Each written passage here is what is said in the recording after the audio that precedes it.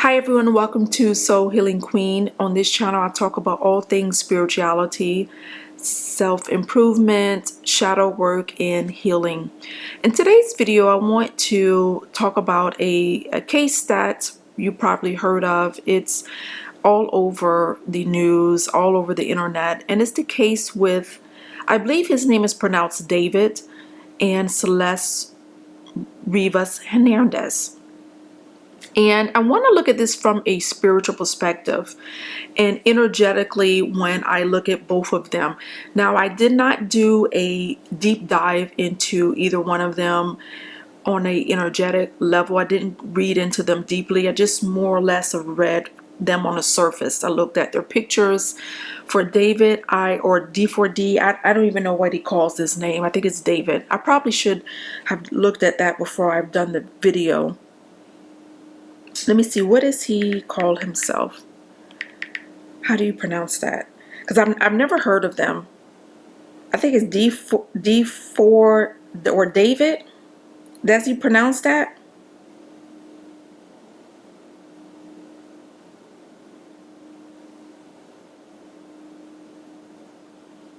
Okay, I guess he pronounced it David. Okay, but I'll get to that in a little second of how he spells his name. Okay, so one thing I wanted to, because I'm sitting there saying I don't even know how do you pronounce his name. But I think it's David. But I want to get to the interesting spelling of his name.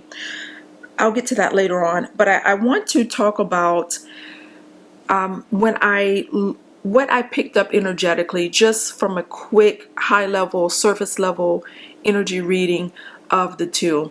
Now, the first thing I want to say is for him. When I look at him, if you look at I've looked at different photos of him and over different time spans.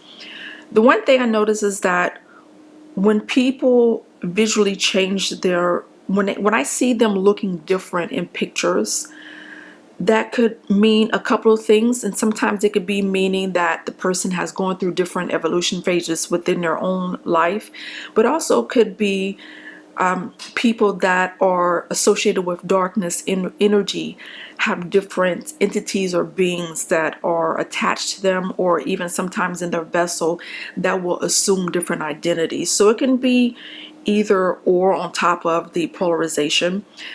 Another thing is that when I listen to him speak, he seems very articulate and smart in terms of how he comes across, and listen to him speak.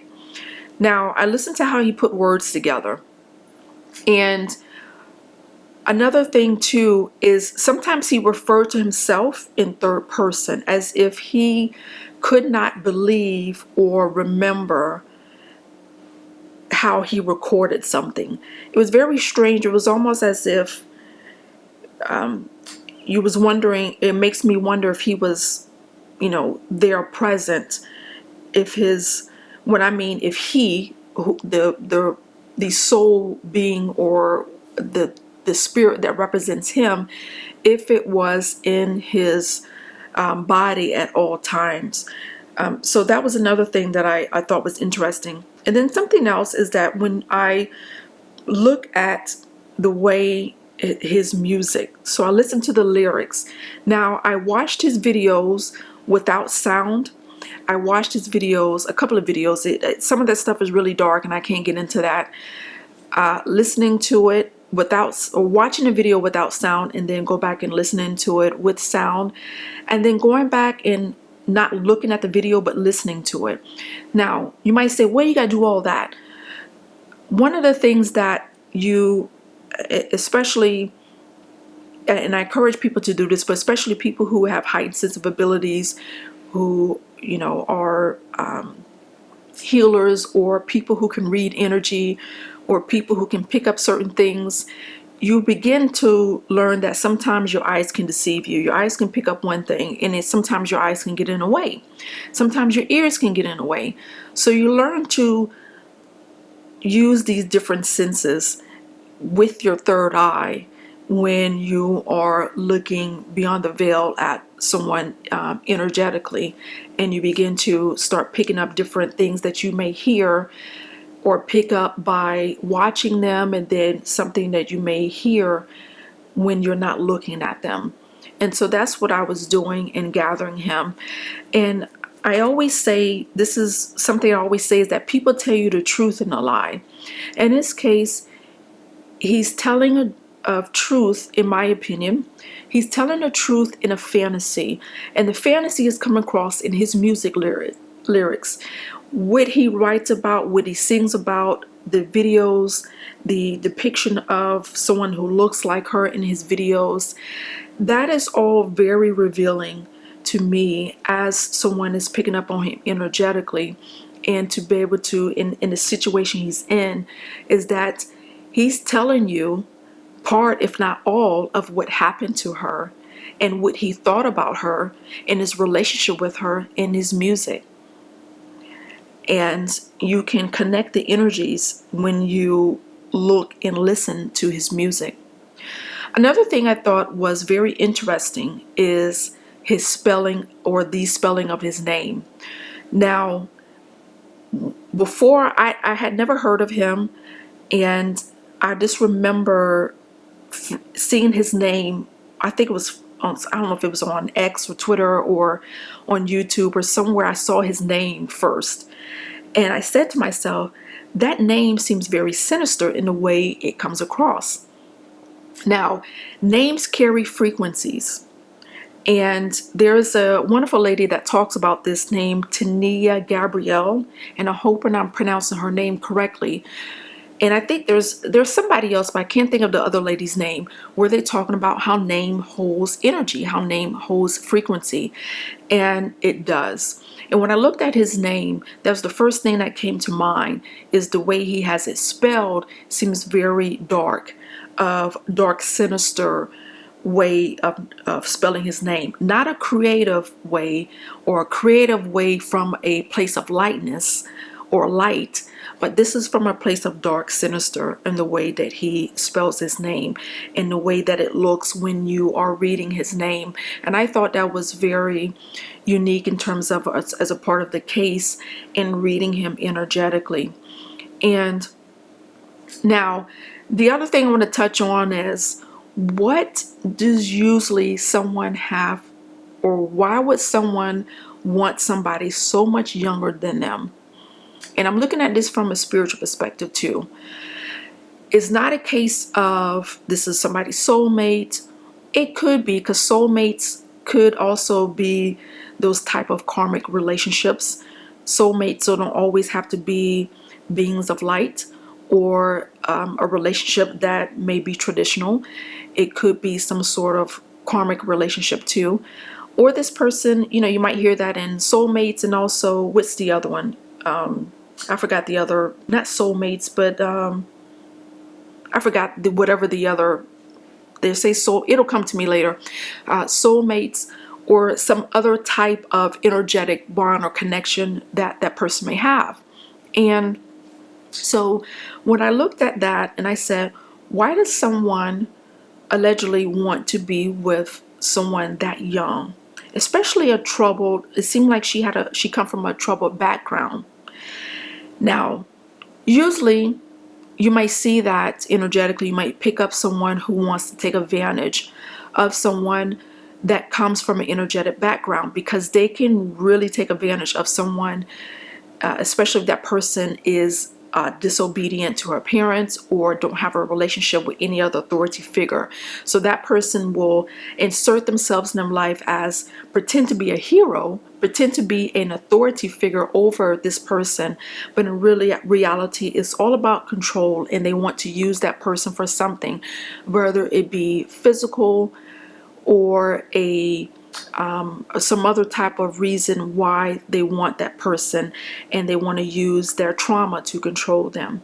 And that's usually when people are targeting, especially older men that are targeting these young females or younger girls. What they want to do is utilize them for something, whether it be a sexual pleasure, or a some other type of sinister way, but it's more about control.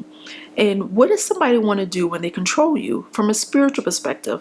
Well, they want to be able to control you because they need to use you. And what do they need to use you for?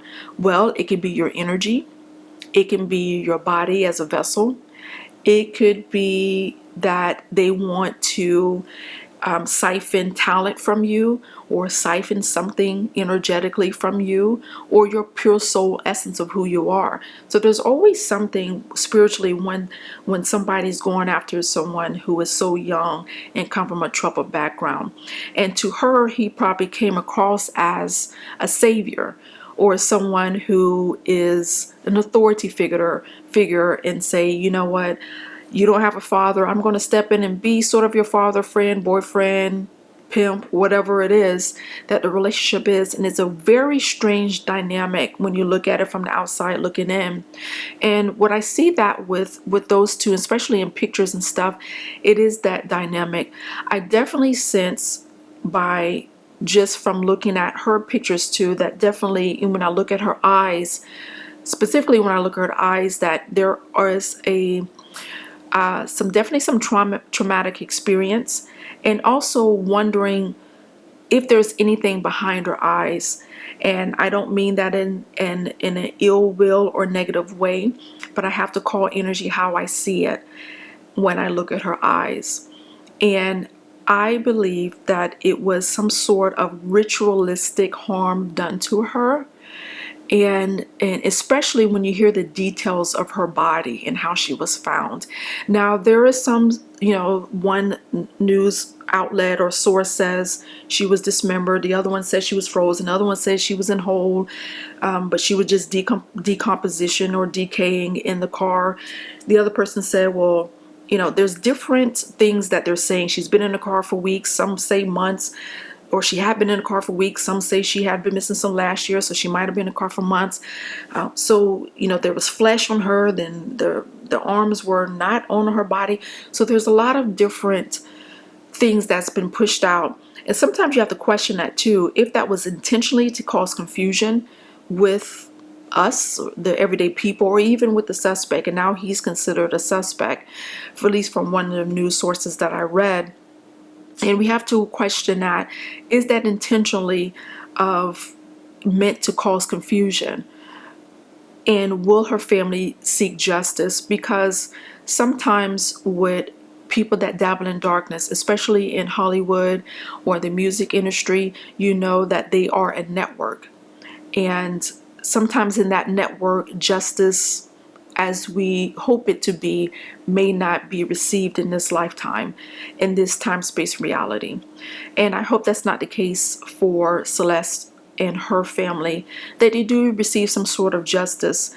But I think from a spiritual perspective and energetically looking at both of them, it was a very dark and sinister relationship, with him being the ringleader of that type of relationship dynamic. It was very uneven. It was someone who was escaping trouble over here and running to what she may have thought was her savior over here, but really turned out to be sort of like a spider web. You're running from over here and you run right into the trapment of the spider web that he created for her, and then ultimately ended her life. So let me know what you think in the comments about this case, and thank you so much for watching, and I'll see you in the next video.